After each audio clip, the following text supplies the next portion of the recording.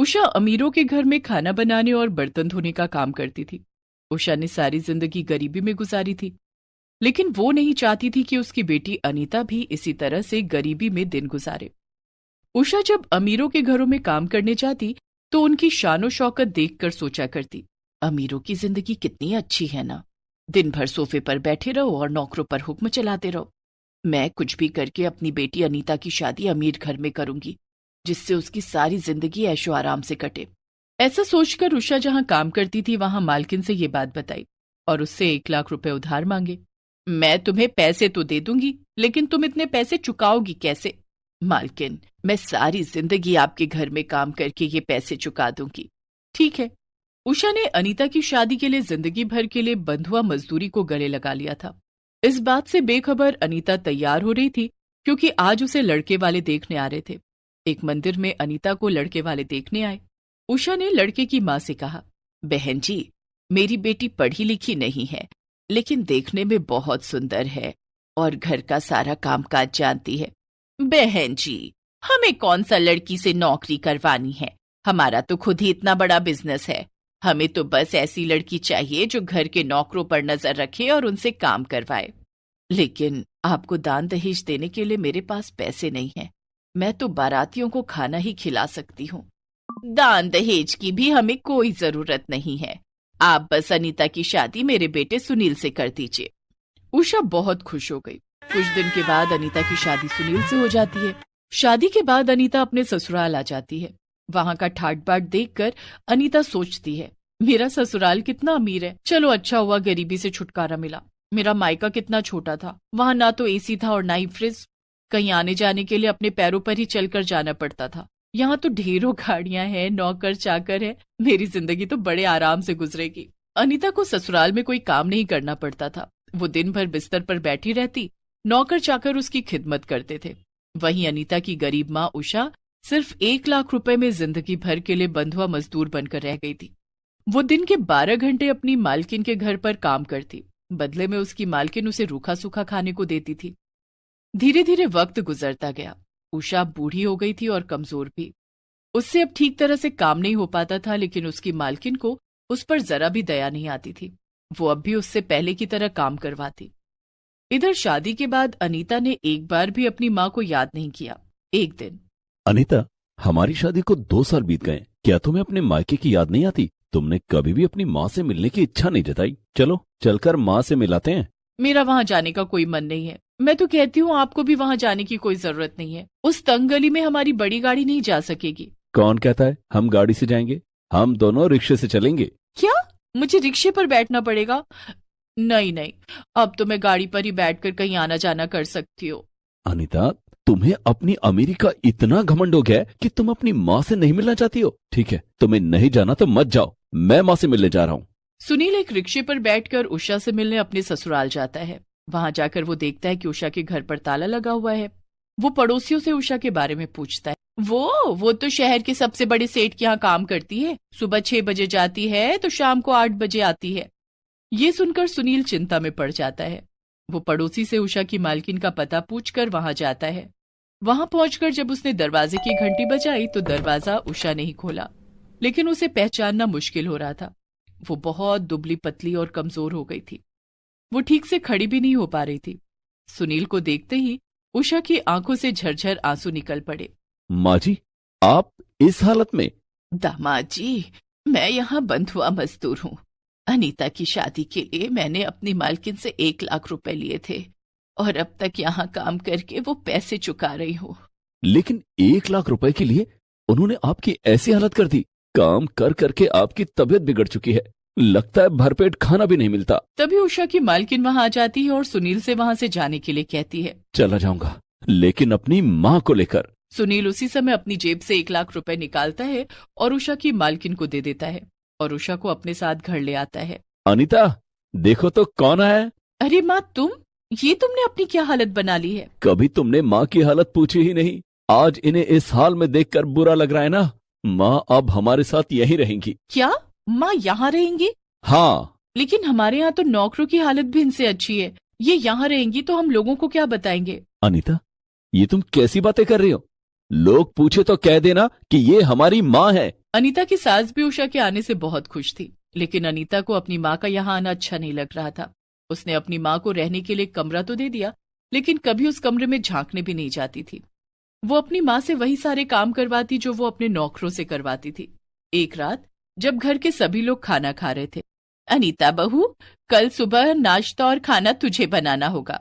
कल राजू काम पर नहीं आएगा, उसकी तबीयत खराब है। ठीक है माँ जी। लेकिन दूसरे दिन अनीता सुबह सुबह 5 बजे उठ जाती है। उस समय घर के सभी लोग सो रहे थे। वो उषा के कमरे में जाती है और सबके लिए नाश्ता और खाना बनाने के लिए कहती है। माँ, सभी के लिए नाश्ता और खाना बना दो, और किसी से मत कहना कि ये सब तुमने किया है, नहीं तो मैं तुम्हें घर से निकाल दूंगी। उषा अपनी ही बेटी के बदले हुए रूप को देखकर हैरान थी, लेकिन वो कुछ नहीं बोली और उसी समय उठकर रसोई में चली जाती है। उसने पूरे परिवार के लिए नाश्ता और खाना बनाया। आखिर में उसने सबके लिए चाय बनाई। तब तक सभी लोग सोकर उठ गए थे। तभी अनीता रसोई में आती है और उषा को उसके कमरे में जाने के लिए कहती है। उसके बाद वो सबके लिए टेबल पर चाय और नाश्ता लगाती है। अरे वाह, नाश्ता तो बहुत टेस्टी बनाया तुमने। आज तुमने पहली बार कुछ बनाया है। हाँ बहू, आज तो तेरे हाथ का खाना खाकर मुझे बड़ा अच्छा लग रहा है। ये ले मेरी तरफ से सोने के कंगन। अनीता खुशी खुशी कंगन रख लेती है और उषा की ओर देखकर मुस्कुराती है। बेचारी उषा कुछ नहीं कहती है। इस तरह वो सबकी नजर बचाकर अपनी माँ से काम करवाया करती। माँ से बात करने के बहाने वो उषा को अपने कमरे में बुलाती और उससे अपने पूरे शरीर में तेल मालिश करवाती। बेचारी उषा अपनी ही बेटी के ससुराल में नौकर बनकर रह गई थी। लेकिन अनीता को इस बात का बिल्कुल भी एहसास नहीं था कि वो क्या कर रही है। सुनील और सुशीला के सामने तो वो उषा की खूब खातिरदारी करती, जिससे कि उन्हें कोई शक न हो। कुछ दिन और बीत गए। अनीता अब माँ बनने वाली थी। उषा अब अनीता का खूब ख्याल रखती थी। इसी बीच एक बार सुनील और सुशीला को शहर से बाहर जाना पड़ा। अनीता, मैं और माँ कलकत्ता जा रहे हैं। बुआ जी की बेटी की शादी है। तुम्हारा 7वां महीना चल रहा है। ऐसी हालत में तुम्हारा ट्रैवल करना ठीक नहीं है। तुम और माँ घर पर रहो, हम लोग 2 दिन के बाद आ जाएंगे। ठीक है। सुशीला और सुनील कलकत्ता चले जाते हैं। उनके जाते ही अनीता अपनी माँ के साथ बहुत बुरा व्यवहार करने लगती है। उसने 2 दिनों के लिए घर के सभी नौकरों को छुट्टी दे दी और उषा को घर के काम में लगा दिया। बेचारी उषा को खाना बनाने, बर्तन धोने, कपड़े धोने, घर की सफाई करने में लगा दिया। उषा से जल्दी जल्दी काम नहीं हो पाता था। वो धीरे धीरे काम कर रही थी, जिस पर अनीता उसके ऊपर खूब चिल्लाई और उसे भूखा प्यासा एक कमरे में बंद कर दिया। अनीता सारा दिन उस कमरे में बंद थी, जिसमें अनीता ने बाहर से ताला लगा दिया था। लेकिन रात होते ही अनीता की तबीयत अचानक खराब हो गई। उसके पेट में बहुत तेज दर्द होने लगा। वो दर्द के मारे बुरी तरह से छटपटा रही थी। उसकी हालत इतनी खराब हो गई कि वो उषा के कमरे तक भी नहीं जा सकती थी। लेकिन माँ का दिल तो माँ का ही होता है। अनीता के चीखने की आवाजें सुनकर उषा खिड़की का शीशा तोड़कर कमरे से बाहर आ गई। उसने फोन करके एम्बुलेंस को बुलाया और अनीता को अस्पताल ले गई। अच्छा किया जो आप इन्हें अस्पताल ले आई। इनका अभी ऑपरेशन करना पड़ेगा। बच्चे की हालत ठीक नहीं है। ठीक है डॉक्टर साहब, आप ऑपरेशन कीजिए। डॉक्टर अनीता को ऑपरेशन करता है और अनीता एक प्री मैच्योर बेबी को जन्म देती है। उधर उषा फोन करके सुनील और सुशीला को सारी बात बताती है। बच्चे के जन्म के कुछ दिन तक दोनों को अस्पताल में रहना पड़ता है। कुछ दिन के बाद दोनों घर आ जाते हैं। अनीता को अपने किए पर बहुत पछतावा होता है। वो उषा से माफी मांगती है और वादा करती है कि अब कभी अपनी अमीरी का घमंड नहीं करेगी।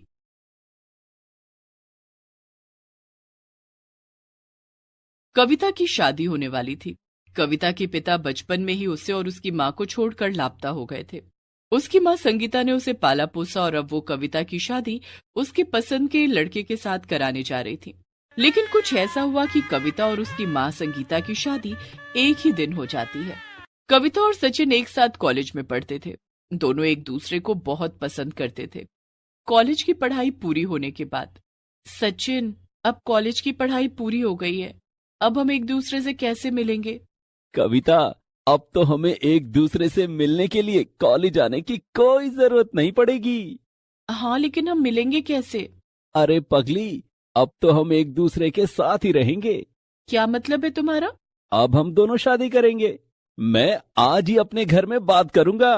ओह, ओह सचिन, तुम कितने अच्छे हो। कविता और सचिन एक दूसरे से गले मिलकर अपने अपने घर आ जाते हैं। उस दिन सचिन अपने माता पिता को कविता के बारे में बताता है। ठीक है सचिन, अगर कविता तुम्हें इतनी पसंद है तो हम तुम्हारी शादी उससे करवा देंगे। वैसे भी कविता के पिता नहीं है, तो उसकी माँ ने बहुत मुश्किलों से उसे पाला और पढ़ाया लिखाया होगा। हम उन्हें और परेशान नहीं होने देंगे।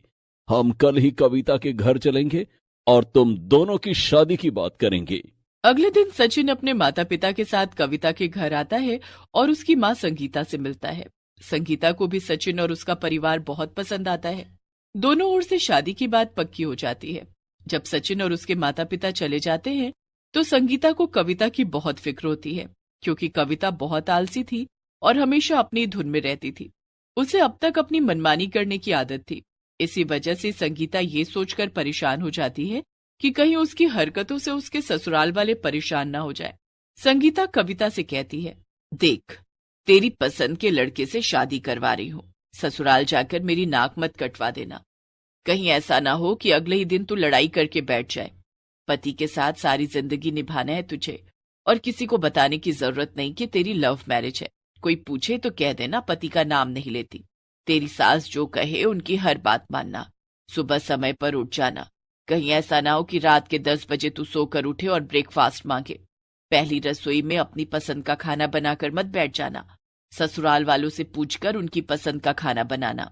और हाँ, सास जो कहे वही कपड़े पहनना। वो साड़ी कहे तो साड़ी ही पहनना। अगर सास कहे नाच के दिखा तो भजन पर नाचना। अपनी पसंद का कोई गाना मत लगा देना। संगीता बोले जा रही थी, लेकिन कविता पर उसकी बातों का कोई असर ही नहीं हो रहा था। वो अपना फोन चला रही थी। तुझे कुछ सुनाई भी दे रहा है? मैं बोल रही हूँ और तू है कि फोन चला रही है। वहां सास की बातें सुनने के बजाय फोन मत चलाती रहना। सास की हर बात सुनना। माँ, मैं तुम्हारी हर बात सुन रही हूँ। तुम मेरी कितनी फिक्र करती हो, लेकिन अब मुझको तुम्हारी फिक्र हो रही है। मेरी कैसी फिक्र? मुझे क्या हुआ है? माँ, मैं ससुराल चली जाऊंगी तो तुम अकेले कैसे रहोगी? बेटी, हर लड़की को एक ना एक दिन ससुराल जाना ही पड़ता है। उसके जाने के बाद उसके माता पिता अकेले ही रह जाते हैं। लेकिन माँ, पिताजी तो हमें कब का छोड़कर जा चुके हैं। उनके जाने के बाद तुमने अकेले मुझे पाला, और अब मैं भी चली जाऊंगी तो तुम कितनी अकेली पड़ जाओगी। इसलिए मैं अपने मोबाइल फोन में तुम्हारे लिए लड़का देख रही हूँ। तेरा दिमाग तो ठीक है, इस उम्र में मैं ये सब करूंगी? माँ, शादी की कोई उम्र नहीं होती। आजकल जमाना बहुत एडवांस हो चुका है। लोग तो बुढ़ापे में भी शादियां कर रहे हैं और तुम तो अभी जवान हो। मैंने तुम्हारे लिए बहुत अच्छा लड़का देखा है, विदेश में बिजनेस है उसका। इसकी कोई जरूरत नहीं है, मुझे नहीं करनी शादी वादी। तू अपनी शादी पर ध्यान दे और जो कहा है उस पर अमल कर। ठीक है माँ। संगीता कविता की शादी की तैयारियों में लग जाती है। इधर कविता संगीता को बिना बताए एक शख्स से मिलने जाती है। ये रही मेरी माँ की तस्वीर। क्या आपको मेरी माँ पसंद आई? हाँ, आपकी माँ बहुत सुंदर है। और बहुत सुशील भी। वो घर चलाना बहुत अच्छे से जानती है। पिताजी के जाने के बाद उन्होंने मुझे बड़े अच्छे से पाला और मुझे किसी चीज की कमी नहीं होने दी। इसी महीने 28 तारीख को मेरी शादी है। तो क्या हमारा प्लान पक्का है? हाँ, बिल्कुल, हमारा प्लान पक्का है। आप उस दिन समय पर आ जाना। अच्छा, मैं चलती हूँ, माँ मेरा इंतजार कर रही होंगी। ठीक है। कविता घर आ जाती है और फोन पर सचिन को सारी बात बताती है। ये तो तुमने बहुत अच्छा किया। वैसे भी तुम्हारी शादी के बाद मम्मी जी का ख्याल रखने वाला कोई तो होना चाहिए ना। हाँ, लेकिन हमें मम्मी की शादी की तैयारी करनी होगी। ठीक है, चलो। कविता और सचिन संगीता की शादी के लिए शॉपिंग करते हैं। शॉपिंग करके कविता घर लौटती है। ये सब क्या है? माँ, ये मैंने तुम्हारे लिए कुछ कपड़े खरीदे हैं, मेरी शादी में पहनने के लिए। मेरे लिए कपड़े खरीदने की क्या जरूरत थी? माँ, मेरी शादी में क्या मेरी माँ अच्छे कपड़े नहीं पहनेगी? उस दिन तुम्हें मेरी मर्जी से तैयार होना होगा। ठीक है, चल अब खाना खा के जल्दी सो जा। संगीता और कविता खाना खाकर सो जाते हैं। धीरे धीरे कविता की शादी के दिन नजदीक आ रहे थे और शादी की रस्में भी शुरू हो जाती हैं। शादी के लिए कविता ने मेहंदी लगाने वाली को घर पर बुला लिया। माँ, मैं शादी के लिए मेहंदी लगवा रही हूँ, इसके बाद तुम भी मेहंदी लगवा लेना। शादी तेरी है या मेरी? मेहंदी तो दुल्हन को लगाई जाती है। अगर दुल्हन की माँ को भी लग जाएगी तो पहाड़ नहीं टूट पड़ेगा। तुम्हें मेहंदी लगवानी पड़ेगी। ठीक है बाबा, लगवा लूंगी। मेरे सामने जो इतनी जिद करती है, ससुराल जाकर मत करना। वहां जो सास कहे वही करना। ठीक है माँ। कविता और संगीता दोनों अपने अपने हाथों में मेहंदी लगवाती हैं। अब खाना कौन बनाएगा? खाना हम बाहर से मंगवा लेंगे माँ। अच्छा चलो, खाना बाहर से मंगवा लिया तो खाएंगे कैसे? एक दिन खाना नहीं खाएंगे तो कुछ नहीं होगा माँ। कविता ये सोचकर खुश थी कि उसकी शादी के बाद संगीता को अकेला नहीं रहना पड़ेगा। उसने संगीता के लिए जो प्लानिंग की थी उसके बारे में संगीता को कुछ नहीं पता था। धीरे धीरे शादी का दिन नजदीक आ जाता है। कविता बेटी, पार्लर वाली आ गई है, तू जल्दी से तैयार हो जा, बाराती आते ही होंगे। तभी कविता संगीता को एक पैकेट देते हुए कहती है, तुम भी तैयार हो जाओ माँ, और ये कपड़े पहन लो। संगीता ने पैकेट खोलकर देखा तो उसमें एक बेहद खूबसूरत लहंगा था। ये तो दुल्हन का लहंगा है, मेरी शादी थोड़ी ही ना है, मैं ये लहंगा नहीं पहनूंगी। दुल्हन की माँ तो हो ना, तुम्हें भी दुल्हन जैसा लगना चाहिए। माँ प्लीज इसे पहन लो ना। कविता जिद करने लगती है। ठीक है, तू जिद कर रही है तो मैं इसे पहन लेती हूँ। संगीता लहंगा पहनकर तैयार हो जाती है। थोड़ी देर के बाद बारात आ जाती है और कविता की शादी की रस्में शुरू होने वाली थी। संगीता कविता को लेकर स्टेज पर आती है। तभी संगीता की नजर शादी में आए उसी शख्स पर जाती है जिसे कविता ने बुलाया था। संगीता उस शख्स को देखकर चौंक जाती है। उसकी आंखों में आंसू आ जाते हैं। वो अपने आंसू छिपाते हुए कहती है, इतने दिनों बाद ये यहाँ कैसे? कौन माँ? वो आदमी जो मुझे ही घूरे जा रहा है। माँ, उनका नाम निश्चल है, उन्हें मैंने बुलाया है। तू उन्हें कैसे जानती है? क्या आप उन्हें जानती हैं? हाँ, यही तो तेरे पिता हैं, जो हमें छोड़कर चले गए थे जब तू 1 साल की थी। तू इन्हें कैसे जानती है? माँ, मैं ये नहीं जानती थी कि यही मेरे पिता है, लेकिन मैंने इन्हें आपके लिए चुना है और आज आपकी इनके साथ शादी होने वाली है। क्या? मेरी शादी? हाँ माँ, मैंने और सचिन ने मिलकर ये तय किया था कि हमारी शादी के दिन ही आपकी भी शादी करवाएंगे, ताकि आपको अकेला न रहना पड़े। तभी निश्चल संगीता के पास आता है और कहता है, मुझे माफ कर दो संगीता, मैंने तुम्हारे साथ बहुत गलत किया। कविता मेरी बेटी है। हाँ, ये वही कविता है जिसे आप तब छोड़कर चले गए थे जब ये 1 साल की थी।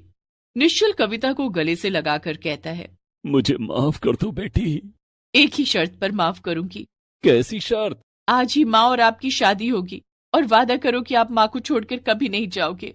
मैं वादा करता हूँ बेटी, अब तुम्हें और तुम्हारी माँ को छोड़कर कभी नहीं जाऊंगा।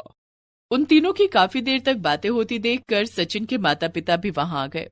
अरे भाई, शादी का मुहूर्त निकला जा रहा है, यहाँ क्या बातें हो रही हैं? पिताजी, आज कविता के पिताओं से मिल गए, इनसे मिलिए, यही हैं कविता के पिता। ये तो बहुत बड़ी खुशी की बात है। हाँ, लेकिन कविता चाहती है कि इस खुशी के मौके पर उसके माता पिता की शादी आज ही इसी मंडप में फिर से करा दी जाए। ये तो बहुत अच्छी बात है, शुभ काम में देरी कैसी। उसके बाद शादी की रस्में शुरू होती हैं। एक तरफ तो कविता और सचिन 7 फेरे ले रहे थे, तो दूसरी तरफ उसी मंडप में संगीता और निश्चल की शादी हो रही थी। इस तरह मम्मी और बेटी की शादी एक साथ हो जाती है। कविता को उसके खोए हुए पिता मिल जाते हैं और संगीता को उसका पति। अब कविता को इस बात की कोई टेंशन नहीं थी कि उसके ससुराल जाने के बाद उसकी माँ का क्या होगा। Please subscribe this channel.